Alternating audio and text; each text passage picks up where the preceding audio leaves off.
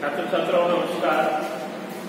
अपने ऑनलाइन जो digital class है उसमें बीए पार्ट थर्ड में जो पेपर चलता है, सेकंड पेपर ह्यूमन ज्योग्राफी यानी मानव भूगोल, उसके विषय में आज अपने चर्चा करेंगे। तो जो अपना जो चर्चा का विषय है आज ह्यूमन ज्योग्राफी का, जो मानव भूगोल का, वो चर्चा का विषय है पर्यावरण पर मानव का प्रभाव। यानी पर्यावरण पर मानव का प्रभाव यानी पर्यावरण को मानव जाति कैसे प्रदूषित कर रही है, उस पे मानव के क्या क्या प्रभाव पड़ रहे हैं पर्यावरण पे, उनके बारे में आज अपने चर्चा करेंगे। तो सबसे पहले अपने ये देखते हैं कि पर्यावरण मानव का क्या है, एक अभिन्न अंग माना जाता है। क्यों माना जाता है? यदि पर्यावरण बिल्कुल स्पष्ट है, शुद्ध है, तो अपना जो मानव जाति है उसमें भी ये भी अपने आप में क्या होता है कि एक क्रिया के अकॉर्डिंग उसको क्या करता है, शुद्ध करता रहता है। यानी जितना अपना प्रकृति में जितने पेड़ पौधे होंगे उतना ही अपनी प्रकृति क्या होगी, शुद्ध होगी, अपना वातावरण क्या होगा, शुद्ध होगा। ये चीज अपने सभी से अपने वाक्य में सभी जानते हैं। लेकिन फिर भी क्या हुआ है कि मानव जाति क्या करती है, उसने अपने आप में इसका क्या कर रही है, ह्रास कर रही है, इनका दोहन कर रहे हैं। अब दोहन कर रहे हैं तो उसका क्या साइड इफेक्ट है, वो काफी गिरता जा रहा है और उससे अपने मानव जाति को क्या हो रहा है, नुकसान हो रहा है। अब जैसे तापमान में वृद्धि हो रही है, तो तापमान में वृद्धि हो रही है तो किसकी वजह से हो रही है? क्योंकि अपने जो वातावरण है, अपना जो पर्यावरण है, उस पे पेड़ पौधे काफी कम हो गए। यदि पेड़ पौधे कम होंगे तो बारिश भी कम होगी, बारिश कम होगी तो पेड़ पौधे विकसित नहीं होंगे। ये बात फैक्ट है। यानी विगत जो मानव विगत 40 लाख वर्षों से प्राकृतिक पर्यावरण में क्या कर रहा है, परिवर्तन करता आ रहा है। यानी जो मानव जाति है वो 40 लाख वर्षों से प्राकृतिक पर्यावरण में परिवर्तन करता आ रहा है। यानी मानव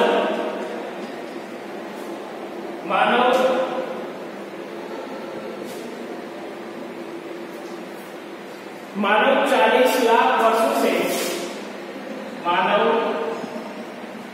40 लाख वर्षों से प्राकृतिक पर्यावरण में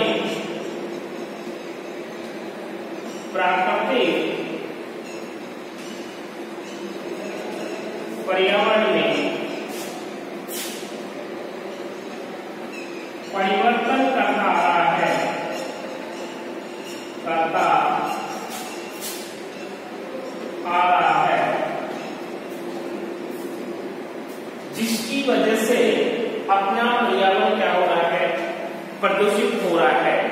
यानी चतुर्थ काल पूरा पाषाण काल, चतुर्थ काल पूरा पाषाण काल, पूरा पाषाण काल, मध्य पाषाण काल तथा नव पाषाण काल। मध्य पाषाण काल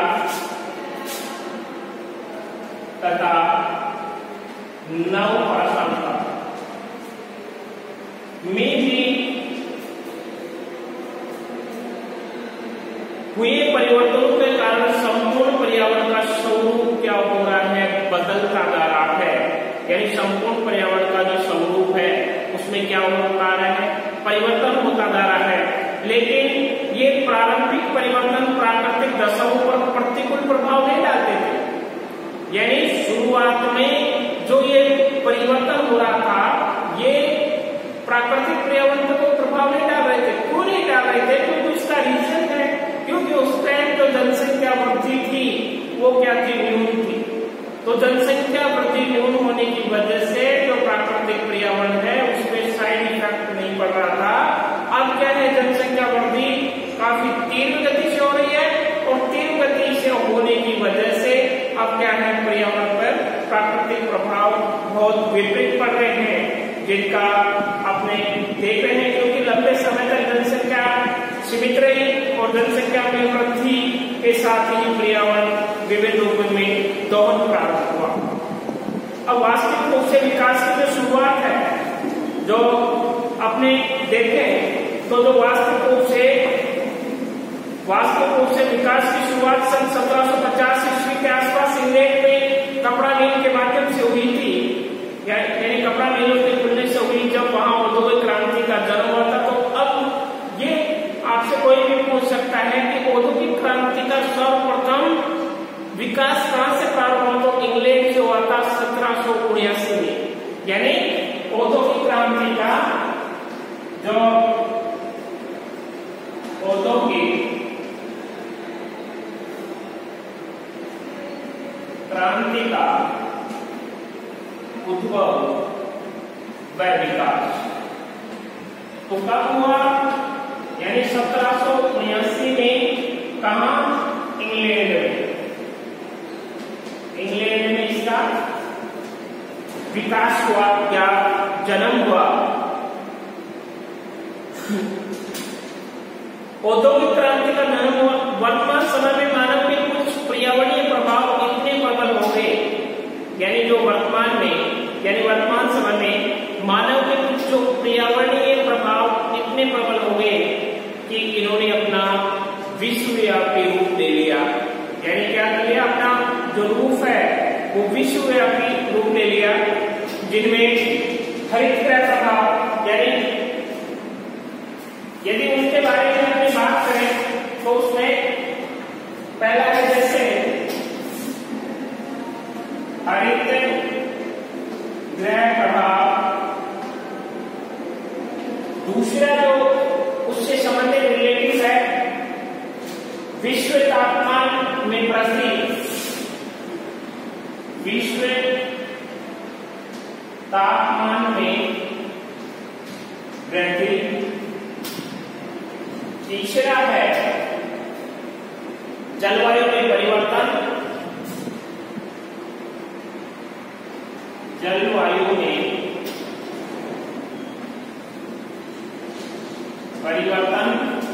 तीसरा है जो फोर्थ है ओजोन क्षयीकरण, ओजोन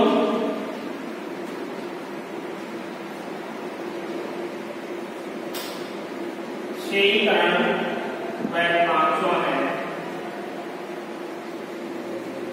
तेजाब दशा, यानी तेजाब की जो दशा। ये 5 टॉपिक हैं, ये 5 टॉपिक यानी अपने पर्यावरण को क्या कर रहे हैं? प्रदूषित कर रहे हैं। यानी हरितगृह प्रभाव है, विश्व तापमान में वृद्धि है, जलवायु में परिवर्तन है, ओजोन क्षयीकरण है और तेजाब दशा। ये 5 टॉपिक हैं, बहुत ही मोस्ट टॉपिक है, क्योंकि कई बार क्या है राजस्थान विश्वविद्यालय में इसमें से यानी कोई भी जो जलवायु में परिवर्तन है, तो जलवायु में परिवर्तन इसमें से एक उठा लेता है, हरितगृह प्रभाव में से एक उठा के इसको क्या कर देता है? टिप्पणी बना देता है। जो लास्ट का क्वेश्चन आता है निम्न में से किन्हीं 2 पर टिप्पणी अपने विचार व्यक्त कीजिए। तो 15 नंबर का क्वेश्चन होता है, 15 नंबर का क्वेश्चन इन 2 में से यानी ओजोन क्षयीकरण हो सकता है, तेजाब दशा हो सकता है। 4 पॉइंट है। अब ये 4 पॉइंट रिलेटेड किससे है? पर्यावरण से। यानी मानव पर्यावरण को किस प्रकार प्रदूषित कर रहा है, और वो प्रदूषित कर रहा है तो कैसे कर रहा है, उस चीज को अपने इसमें स्पष्टीकरण करेंगे। ये है मुख्य बात, समझने की बात ये है। तो इसमें सबसे पहले अपने बात करते हैं हरितगृह प्रभाव की, यानी हरितगृह ग्रीन हाउस इफेक्ट। अब ग्रीन हाउस इफेक्ट है, ये ग्रीन हाउस इफेक्ट अपने को कैसे प्रभावित करता है, अपने मानव जाति को कैसे अपनी रक्षा करती है। यानी धरती के लिए रक्षा कवच की तरह काम करने वाली जो ओजोन O3 गैस की परत क्या करती है? ओजोन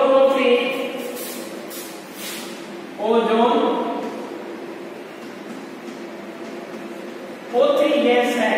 ये ओजोन O3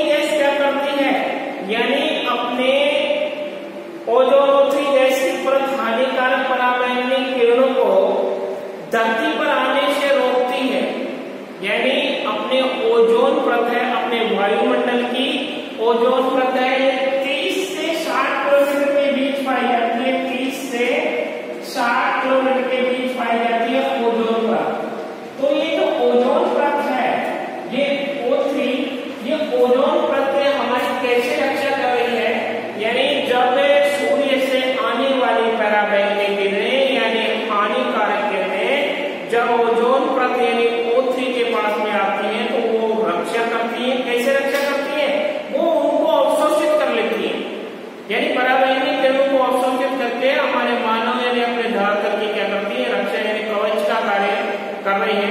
अब इसमें क्या हो रहा है कि जैसे तापमान में वृद्धि हो रही है और ये हानिकारक गैस का प्रवाह हो रहा है, CFC जो क्लोरोफ्लोरोकार्बन है उसका उत्सर्जन हो रहा है, तो क्लोरोफ्लोरोकार्बन की वजह से इसमें क्या हो रहा है? दिनों दिन जो ओजोन परत है, इस ओजोन परत में क्या हो रहा है?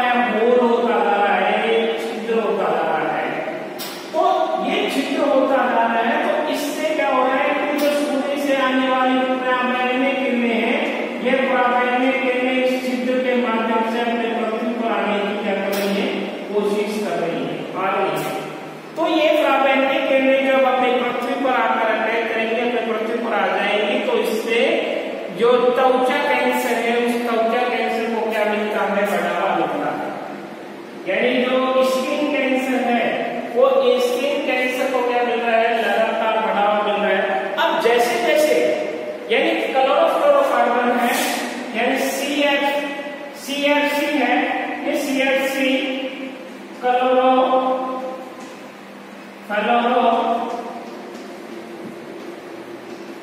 क्लोरोफ्लोरोकार्बन है, ये क्लोरोफ्लोरोकार्बन इस जो ये होल हो रहा है ओजोन परत में, इसको क्या कर रहा है? धीरे धीरे इसको क्या करता जा रहा है? विस्तृत करता जा रहा है। ये होल क्या काफी गहरा होता जा रहा है। इसके माध्यम से जो पराबैंगनी किरणें हैं वो धरती पर आ रही हैं, जिससे अपने मानव जाति पर इसका क्या पड़ रहा है? प्रभाव पड़ रहा है, इफेक्ट पड़ रहा है। तो इससे यानी परत हानिकारक पराबैंगनी किरणों को धरती पर आने से रोकती है। ओजोन के ह्रास के लिए जो क्लोरोफ्लोरोकार्बन है, जो CFC है, ये गैस उत्तरदायी है। और CFC का आविष्कार यानी सबसे पहले जो CFC है यानी इसका आविष्कार यानी USA में 1930-31 में हुआ था। यानी संयुक्त राज्य अमेरिका में 1930-31 में इसका आविष्कार हुआ था। तो इसके आविष्कार जो 1930-31 में हुआ, ये एक क्या ज्वलनशील रासायनिक रूप से निष्क्रिय तथा विक्षाक्त होने के कारण औद्योगिक रूप से CFC की पहचान एक आदर्श प्रतिशत के रूप में की गई। यानी कहने का मतलब ये क्या है? एक अज्वलनशील क्या है?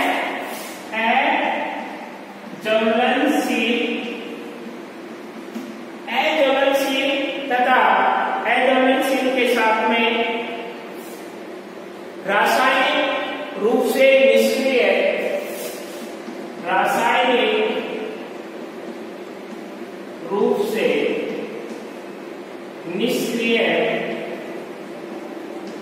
व रासायनिक रूप से निष्क्रिय हो गई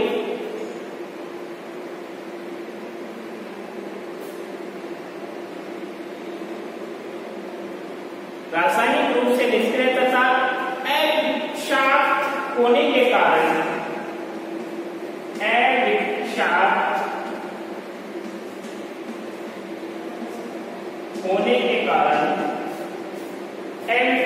होने के कारण औद्योगिक रूप से CFC की पहचान एक आदर्श प्रशीतक के रूप में की गई। एक आदर्श प्रशीतक के रूप में की गई। एक आदर्श प्रशीतक के रूप में की गई, जो उस समय CFC को एक चमत्कारी रोगी की संज्ञा भी दी गई, क्योंकि जिस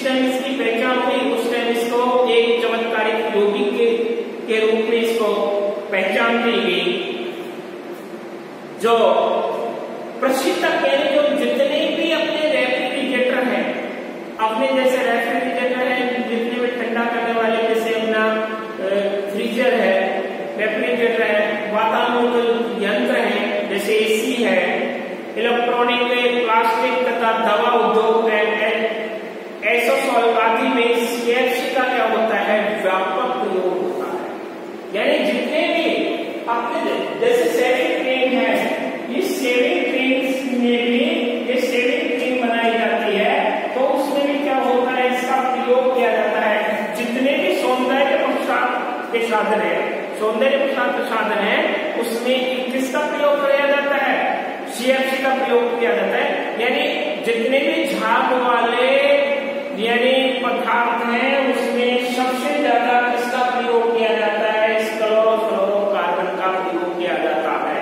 ये आपको क्या करना है, हमेशा के लिए इस चीज को ध्यान रखना है।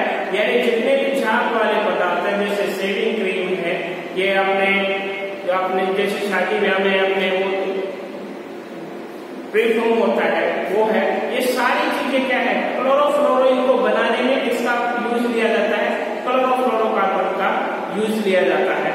जितने अपने से वातावरण यंत्र है, इलेक्ट्रॉनिक, प्लास्टिक तथा दवा उद्योग है, प्लास्टिक उद्योग है, इसमें इसी का प्रयोग किया जाता है, सीएफसी का प्रयोग किया जाता है। एरोसोल्स में इसका काफी व्यापक रूप में इसका उपयोग होता है। अब वायुमंडल में पाई जाने वाली ओजोन की परत, यानी जो अपना वायुमंडल है, यानी वायुमंडल की परतें, यानी वायुमंडल को मुख्य रूप से 5 भागों में बांटा गया है। यानी जो पहला है समताप मंडल है, सौर मंडल है और ओजोन मंडल है, यानी ओजोन परत है। तो ओजोन परत जो समताप मंडल से ऊपरी जो परत है उसको ओजोन परत कहा जाता है। तो ये ओजोन परत यानी अपने मानव जाति को एक रक्षा कवच की भांति कार्य कर रही है। अपनी मानव जाति के लिए कैसे कार्य कर रही है, यानी सूर्य से आने वाली पराबैंगनी किरणें को क्या करती है, रोकती है, और रोक के अपने पर्यावरण की रक्षा करती है। तो इसमें वायुमंडल में पाए जाने वाली ओजोन की परतें सूर्य से पराबैंगनी किरणों को अवशोषित कर उसके दुष्प्रभाव से हमारी क्या करती है, रक्षा करती है, और सूर्य से आने वाले पराबैंगनी किरणें मानव त्वचा पर प्रतिकूल प्रभाव डालती है, जिस कारण त्वचा कैंसर होने की संभावना रहती है। स्पष्ट है, यानी ये किरणें यदि पृथ्वी पर यानी फ्री हैंड रहे तो मानव यानी अपने मानव जाति के जो त्वचा कैंसर है वो काफी संख्या में हो सकता है। ओजोन अल्पता के कारण तापमान में क्या होती है, वृद्धि होती है। यानी ओजोन अल्पता यानी ओजोन की कमी के कारण तापमान में क्या होती है, वृद्धि होती है, तथा जलवायु परिवर्तन को विश्व पर्यावरण की ज्वलन समस्या, जो विश्व पर्यावरण की जो ज्वलन समस्या है वो उसको मानकर वैज्ञानिक समुदाय एवं पर्यावरणविदों ने इसे काफी गंभीरता से लिया है और ओजोन गैस को बचाने के लिए एक वियना सम्मेलन, यानी सबसे पहले 1987 में वियना 1987 में वियना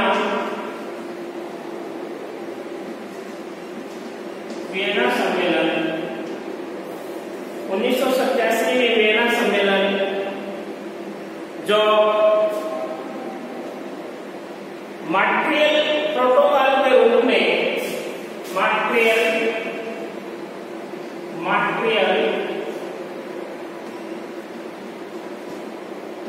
प्रोटोकॉल के रूप में अपने पर्यावरण से संबंधित अध्ययन कर रहा है। वियना 1987 में वियना जगह है ऑस्ट्रिया में, वो 1987 में सम्मेलन हुआ था और उसमें इस पर्यावरण समझने के बारे में जितने भी यानी जो कमियां आ रही हैं, जो महसूस कर रहे हैं, उनको दूर करने का काम प्रोटोकॉल के रूप में विभिन्न राष्ट्रों द्वारा अंतर्राष्ट्रीय समझौते पर सहमति की गई और इसमें ये स्पष्ट किया गया कि जितने भी राष्ट्र हैं ये राष्ट्र इससे संबंधित सारे प्रभावों को अपने पुस्तक करेंगे। अब मानव की प्रकृति विरोध की जो नीतियां एवं कार्यों के कारण ये संतुलित जलवायु के प्रभाव न खड़ा कर दिया। इसी संदर्भ में पृथ्वी के वायुमंडल में कुछ विशेषज्ञों ने विशेष गैसों ने की मात्रा इस सीमित बढ़ गई कि धरती की उष्मा या गर्मी बाहर नहीं निकल पाती। अब जब पृथ्वी की उष्मा व गर्मी बाहर नहीं निकलती तो इससे उत्पन्न प्रभाव होता है उसको क्या कहा जाता है? हरितगृह प्रभाव। यानी ऑक्सफोर्ड शब्दकोश के अनुसार अपने इसकी परिभाषा लिखें। ऑक्सफोर्ड शब्दकोश के अनुसार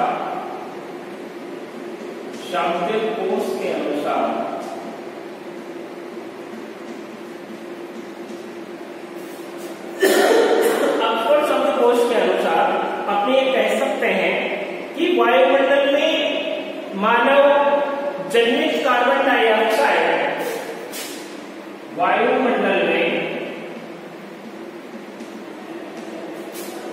मानव जनित कार्बन डाइऑक्साइड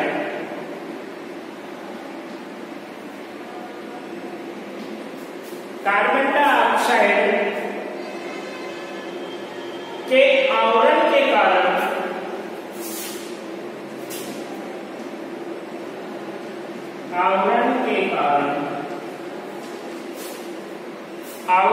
कारण या प्रभाव के कारण पृथ्वी की सतह काफी तापन को पृथ्वी की सतह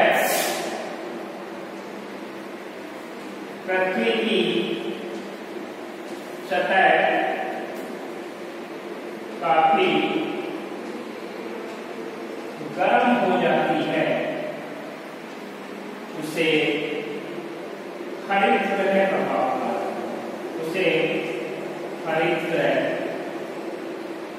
प्रभाव कहा जाता है।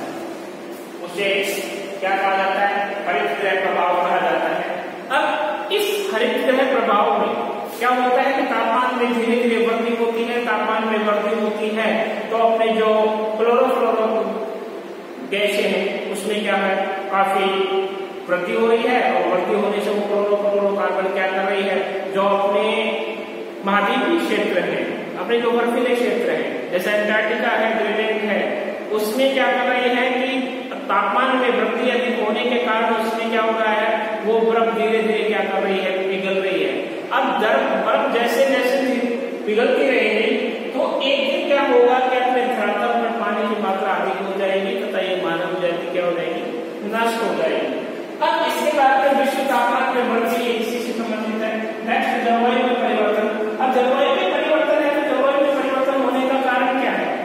यानी अपनी मानव जाति है, यानी कार्बन डाइऑक्साइड गैस का काफी उपयोग करते हैं, यानी पेड़ पौधों को काट रहे हैं, यानी और ये कल कारखाने चला रहे हैं, वाहनों से जो गैस निकल रही है, ये क्या कर रही है? अपने इसमें जलवायु में क्या कर रहे हैं? धीरे धीरे परिवर्तन ला रहे हैं। जैसे अपने पानी को दूषित कर रहे हैं, वर्षा कम हो रही है, उसका सीधा प्रभाव किस पे पड़ रहा है?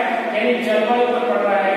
और जलवायु में जो तापमान की वृद्धि हो रही है और तापमान की वृद्धि के कारण ही जो अपने बर्फ जैसे अंटार्कटिका है, ग्रीनलैंड है, उसमें बर्फ का क्या बन रहा है? पानी बन रहा है और उससे अपने का क्या हो रहा है? नुकसान हो रहा है।